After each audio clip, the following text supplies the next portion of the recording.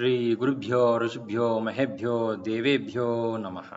ఈరోజు వట సావిత్రి వ్రతం అనగా ఇది కేవలం ఆడవారికి మాత్రమే. కానీ ఈ మగవారికి ఏమీనో ఈరోజు చేయటానికి కార్యక్రమాలు లేవా అని చింతించకండి.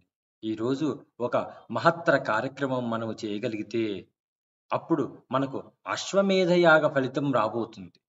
ఇది ఎలాగో ఇప్పుడు తెలుసుకుందాం. మీకందరికీ తెలిసిన విధంగా ధర్మసావర్ణి ఒక మనువు ఉండేవారు.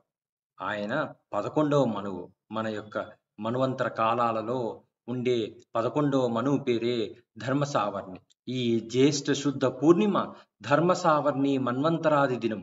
అంటే ఆయన పేరుతో సాగే ఈ మనువు యొక్క మొట్టమొదటి రోజు. ఈ ధర్మసావర్ణి మనువు కాలంలో మనకి ఇంద్రుడిగా ధర్మదేవత పుత్రుడు వృషనామకుడు దేవతలకు ఆధిపత్యం వహించాడు. ఎందుకంటే ఆయన దేవేంద్రుడి స్థానంలో కూర్చున్నాడు కాబట్టి. ఈ వృషనామకుడికి ఇంకొక పేరు కూడా ఉంది. అది వైధృత నామం. ఈ ధర్మసావర్ణి కాలంలో మనకు హవిష్యంతుడు, అగ్నిదేవుడు వీళ్ళందరూ సప్తర్షుల స్థానంలో ఉండేవారు. ఇలా ఈరోజు ఈ ధర్మసావర్ణి మనువును ఒకసారి స్మరించుకొని ఆ యొక్క సప్తర్షులను కూడా ఒకసారి మనం స్మరించుకొని అప్పుడు ఎవరినైనా ఒక సజ్జనుణ్ణి లేదా సద్బ్రాహ్మణుణ్ణి ఈ రోజు లోపల కలిసి వారికి ఈ యొక్క పద్మపురాణపు ప్రతిని ఈ జ్యేష్ఠమాసపు పూర్ణిమ సందర్భంగా ఈ పద్మపురాణపు ప్రతిని ఆయనకు సదక్షిణగా అంటే ఎంతో కొంత దక్షిణ జత చేసి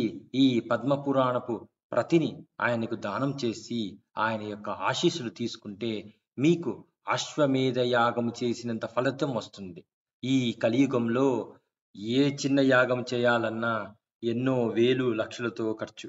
అదే ఒక అశ్వమేధ యాగం చేయాలంటే అది ముమ్మాటికి అసాధ్యమనే చెప్పవాలి.